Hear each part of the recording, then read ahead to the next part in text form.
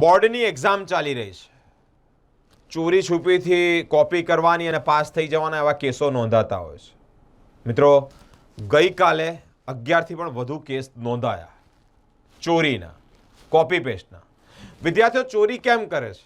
આ પણ એક મોટો પ્રશ્નાર્થ છે. શું વર્ષ દરમિયાન સ્કૂલવાળા કે ક્લાસીસવાળા તેઓને પ્રોપર શીખવાડતા નથી? પ્રોપર તેઓને ટ્રેન કરવામાં નથી આવતા? કે પછી છોકરાઓ રખડી ખાવામાં કે છોકરાઓ કોપી કરવાની આદત જ પડી ગઈ છે? મિત્રો, અલગ અલગ શહેરોની વાત કરીએ તો ધોરણ 12 સામાન્ય પ્રવાહમાં 5 અને સાયન્સમાં 1 કેસ નોંધાયો છે.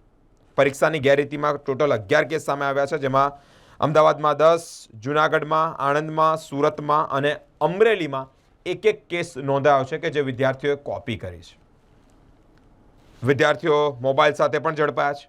સામાન્ય પ્રવાહમાં આણંદમાં 4 અને જામનગરમાં 1 કેસ નોંધાયો છે. આ કેસ એટલે કે વિદ્યાર્થીઓ ગેરરીતિ કરી રહ્યા છે, વિદ્યાર્થીઓ કોપી કરી રહ્યા છે, વિદ્યાર્થીઓ ચોરી કરી રહ્યા છે, તેવા કેસ નોંધાયા છે. હવે જોવું એ રહ્યું કે બોર્ડ એટલે કે આ જે સ્કોર ચેકિંગમાં આવે છે તેઓ પર કેવી કાર્યવાહી કરે છે.